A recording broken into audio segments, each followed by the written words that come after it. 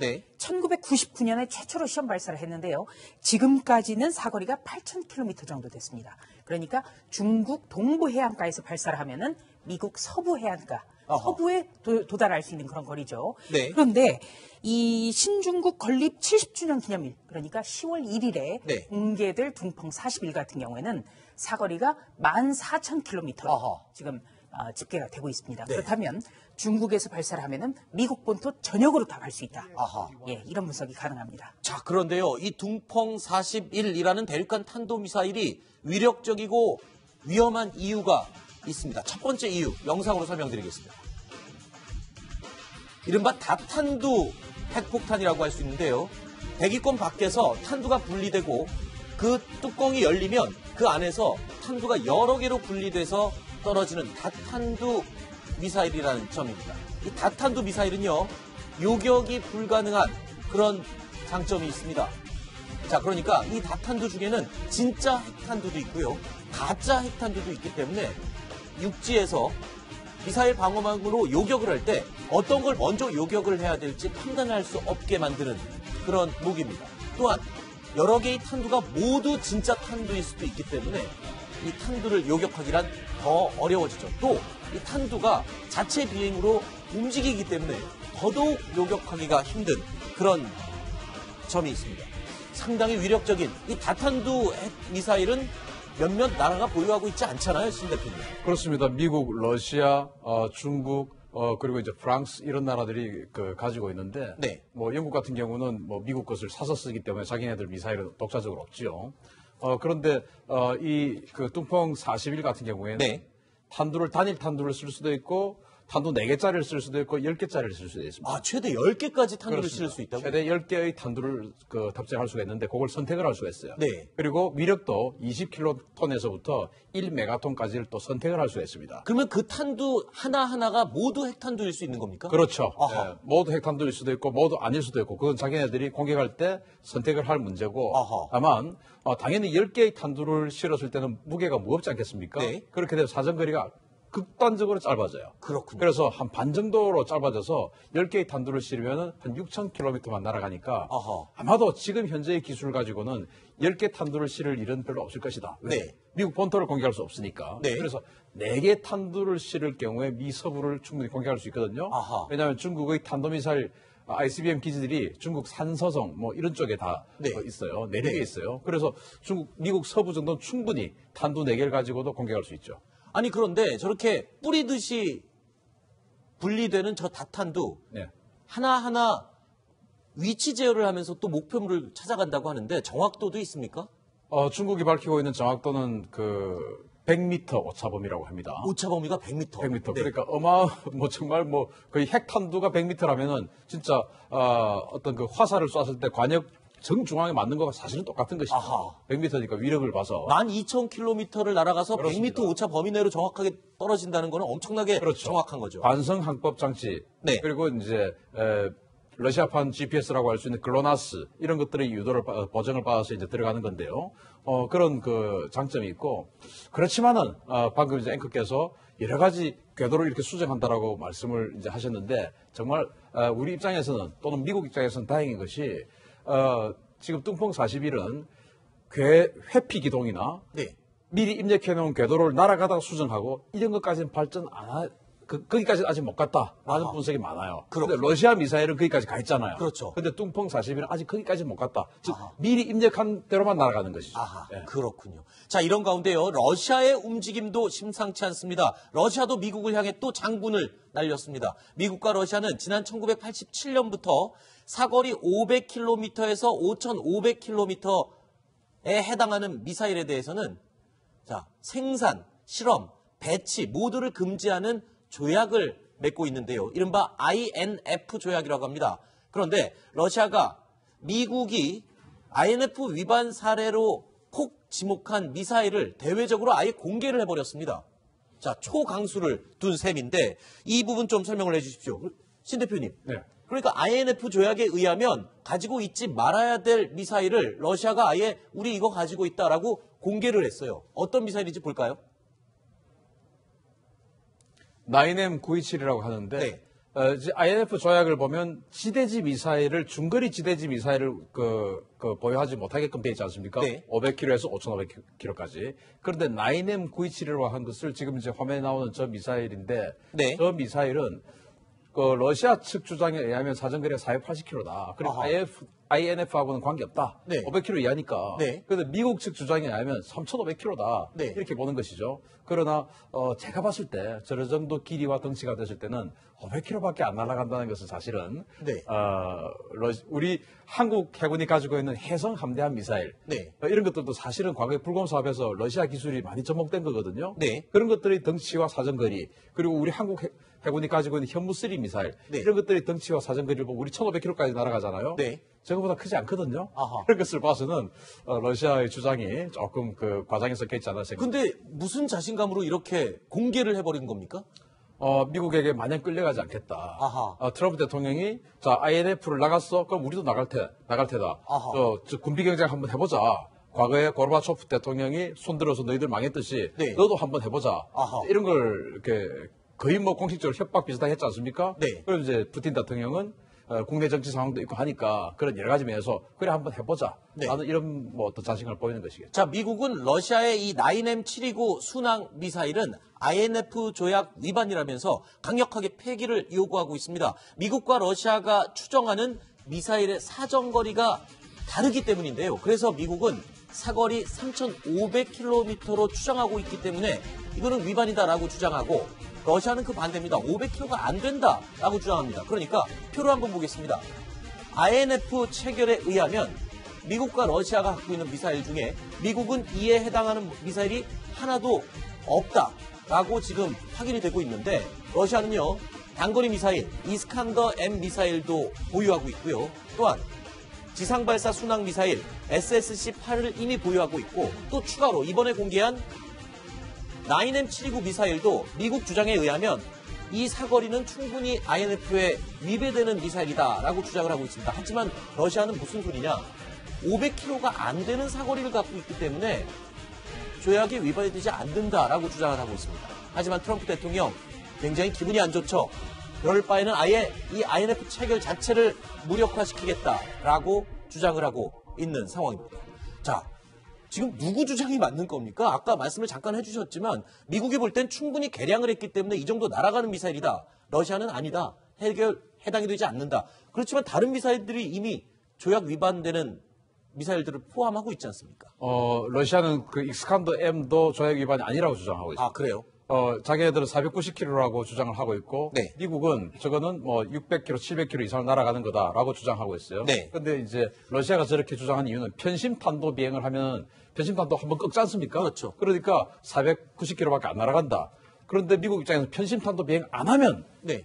500km 넘지 않느냐. 아하. 그렇게 해서 이스칸더도 불법이다. 이렇게 미국은 주장하고 또 이 9M729 이런 것 같은 경우에는 자기네들은 이제 480km만 간다고 우기는 거죠. 네. 안 쏴보면은 또 쏴보는 입장에서 480km만 세팅해서 쏘면 끝이니까 네. 저건 누구도 증명할 수 없습니다, 사실은. 네. 알겠습니다. 1999년에 최초로 시험 발사를 했는데요. 지금까지는 사거리가 8,000km 정도 됐습니다. 그러니까 중국 동부 해안가에서 발사를 하면은 미국 서부 해안가, 아하. 서부에 도달할 수 있는 그런 거리죠. 네. 그런데 이 신중국 건립 70주년 기념일, 그러니까 10월 1일에 네. 공개될 둥펑 40일 같은 경우에는 사거리가 14,000km로 아하. 지금 집계가 되고 있습니다. 네. 그렇다면 중국에서 발사를 하면은 미국 본토 전역으로 다 갈 수 있다. 아하. 예, 이런 분석이 가능합니다. 자, 그런데요. 이 둥펑 41이라는 대륙간 탄도미사일이 위력적이고 위험한 이유가 있습니다. 첫 번째 이유, 영상으로 설명드리겠습니다. 이른바 다탄두 핵폭탄이라고 할 수 있는데요. 대기권 밖에서 탄두가 분리되고 그 뚜껑이 열리면 그 안에서 탄두가 여러 개로 분리돼서 떨어지는 다탄두 미사일이라는 점입니다. 이 다탄두 미사일은요, 요격이 불가능한 그런 장점이 있습니다. 자, 그러니까 이 다탄두 중에는 진짜 핵탄두도 있고요, 가짜 핵탄두도 있기 때문에 육지에서 미사일 방어망으로 요격을 할 때 어떤 걸 먼저 요격을 해야 될지 판단할 수 없게 만드는 그런 무기입니다. 또한 여러 개의 탄두가 모두 진짜 탄두일 수도 있기 때문에 이 탄두를 요격하기란 더 어려워지죠. 또 이 탄두가 자체 비행으로 움직이기 때문에 더더욱 요격하기가 힘든 그런 점이 있습니다. 상당히 위력적인 이 다탄두 핵 미사일은 몇몇 나라가 보유하고 있지 않잖아요, 신 대표님. 그렇습니다. 미국, 러시아, 중국, 그리고 이제 프랑스 이런 나라들이 가지고 있는데, 네. 뭐 영국 같은 경우는 뭐 미국 것을 사서 쓰기 때문에 자기네들 미사일은 독자적으로 없지요. 그런데 이 뚱펑 41 같은 경우에는 네.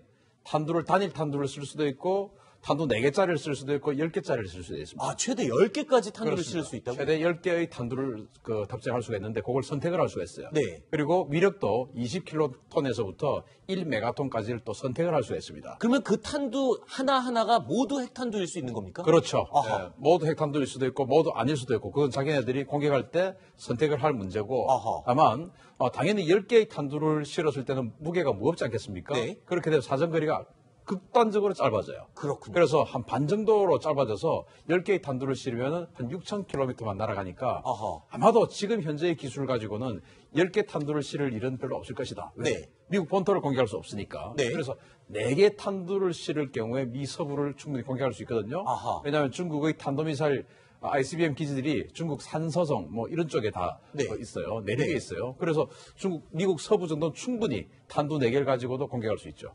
아니, 그런데 저렇게 뿌리듯이 분리되는 저 다탄두 네. 하나하나 위치 제어를 하면서 또 목표물을 찾아간다고 하는데 정확도도 있습니까? 중국이 밝히고 있는 정확도는 100m 오차범위라고 합니다. 오차 범위가 100m. 100m. 네. 그러니까 정말 거의 핵탄두가 100m라면은 진짜 어떤 화살을 쐈을 때 관역 정중앙에 맞는 거가 사실은 똑같은 것이죠. 아하. 100m니까 위력을 봐서. 12,000km를 날아가서 그렇습니다. 100m 오차 범위 내로 정확하게 떨어진다는 거는 엄청나게 그렇죠. 정확한 거죠. 관성 항법 장치. 네. 그리고 이제 러시아판 GPS라고 할 수 있는 글로나스 이런 것들의 유도를 보정을 받아서 이제 들어가는 건데요. 그런 장점이 있고 그렇지만은 방금 이제 앵커께서 여러 가지 궤도를 이렇게 수정한다라고 말씀을 이제 하셨는데 정말 우리 입장에서는 또는 미국 입장에서는 다행인 것이 지금 뚱펑 41은 회피 기동이나 네. 미리 입력해 놓은 궤도를 날아가다가 수정하고 이런 것까지는 발전 거기까지는 아직 못 갔다라는 아하. 분석이 많아요. 그렇군요. 근데 러시아 미사일은 거기까지 가 있잖아요. 그렇죠. 근데 뚱펑 41은 아직 거기까지 못 갔다. 즉 아하. 미리 입력한 대로만 날아가는 것이죠. 아하, 예. 그렇군요. 자, 이런 가운데요, 러시아의 움직임도 심상치 않습니다. 러시아도 미국을 향해 또 장군을 날렸습니다. 미국과 러시아는 지난 1987년부터 사거리 500km에서 5,500km에 해당하는 미사일에 대해서는 자, 생산, 실험, 배치 모두를 금지하는 조약을 맺고 있는데요. 이른바 INF 조약이라고 합니다. 그런데 러시아가 미국이 INF 위반 사례로 콕 지목한 미사일을 대외적으로 아예 공개를 해버렸습니다. 자, 초강수를 둔 셈인데 이 부분 좀 설명을 해주십시오. 신 대표님. 네. 그러니까 INF 조약에 의하면 가지고 있지 말아야 될 미사일을 러시아가 아예 우리 이거 가지고 있다라고 공개를 했어요. 어떤 미사일인지 볼까요? 9M927이라고 하는데 네. 이제 INF 조약을 보면 지대지 미사일을 중거리 지대지 미사일을 보유하지 못하게끔 되어 있지 않습니까? 네. 500km에서 5,500km까지. 그런데 9M927이라고 한 것을 지금 이제 화면에 나오는 저 미사일인데 네. 저 미사일은 러시아 측 주장에 의하면 사정거리가 480km다. 그리고 아하. INF하고는 관계없다. 네. 500km 이하니까. 네. 그런데 미국 측 주장에 의하면 3,500km다. 네. 이렇게 보는 것이죠. 그러나 제가 봤을 때 저런 정도 길이와 덩치가 됐을 때는 500km밖에 안 날아간다는 것은 사실은 네. 우리 한국 해군이 가지고 있는 해성 함대함 미사일 네. 이런 것들도 사실은 과거에 불곰 사업에서 러시아 기술이 많이 접목된 거거든요. 네. 그런 것들의 덩치와 사정거리 그리고 우리 한국 해군이 가지고 있는 현무3 미사일 네. 이런 것들의 덩치와 사정거리를 보면 우리 1,500km까지 날아가잖아요. 네. 저거보다 크지 않거든요. 아하. 그런 것을 봐서는 러시아의 주장이 조금 과장이 섞여 있지 않나 생각합니다. 근데 무슨 자신감으로 이렇게 공개를 해버린 겁니까? 미국에게 마냥 끌려가지 않겠다. 아하. 트럼프 대통령이 자 INF를 나갔어. 그럼 우리도 나갈 테다. 아하. 저 군비 경쟁 한번 해보자. 과거에 고르바초프 대통령이 손들어서 너희들 망했듯이 네. 너도 한번 해보자. 아하. 이런 걸 이렇게 거의 공식적으로 협박 비슷하게 했지 않습니까? 네. 그럼 이제 푸틴 대통령은 국내 정치 상황도 있고 하니까 그런 여러 가지 면에서 그래 한번 해보자. 네. 나는 이런 뭐 어떤 자신감을 보이는 것이겠죠. 자, 미국은 러시아의 이 9M729 순항 미사일은 INF 조약 위반이라면서 강력하게 폐기를 요구하고 있습니다. 미국과 러시아가 추정하는 미사일의 사정거리가 다르기 때문인데요. 그래서 미국은 사거리 3,500km로 추정하고 있기 때문에 이거는 위반이다라고 주장하고 러시아는 그 반대입니다. 500km가 안 된다라고 주장합니다. 그러니까 표를 한번 보겠습니다. INF 체결에 의하면 미국과 러시아가 갖고 있는 미사일 중에 미국은 이에 해당하는 미사일이 하나도 없다라고 지금 확인이 되고 있는데 러시아는요. 단거리 미사일 이스칸더 M 미사일도 보유하고 있고요. 또한 지상발사 순항 미사일 SSC-8을 이미 보유하고 있고 또 추가로 이번에 공개한 9M729 미사일도 미국 주장에 의하면 이 사거리는 충분히 INF에 위배되는 미사일이다라고 주장을 하고 있습니다. 하지만 러시아는 무슨 소리냐? 500km가 안 되는 사거리를 갖고 있기 때문에 조약에 위반이 되지 않는다라고 주장을 하고 있습니다. 하지만 트럼프 대통령 굉장히 기분이 안 좋죠. 그럴 바에는 아예 이 INF 체결 자체를 무력화시키겠다라고 주장을 하고 있는 상황입니다. 자, 지금 누구 주장이 맞는 겁니까? 아까 말씀을 잠깐 해주셨지만 미국이 볼 땐 충분히 개량을 했기 때문에 이 정도 날아가는 미사일이다. 러시아는 아니다. 해당이 되지 않는다. 그렇지만 다른 미사일들이 이미 조약 위반되는 미사일들을 포함하고 있지 않습니까? 러시아는 그 익스칸더 M도 조약 위반이 아니라고 주장하고 있습니다. 아, 그래요? 자기네들은 490km라고 주장을 하고 있고, 네. 미국은 저거는 뭐 600km, 700km 이상을 날아가는 거다라고 주장하고 있어요. 네. 근데 이제 러시아가 저렇게 주장하는 이유는 편심탄도 비행을 하면 편심탄도 한번 꺾지 않습니까? 그렇죠. 그러니까 490km밖에 안 날아간다.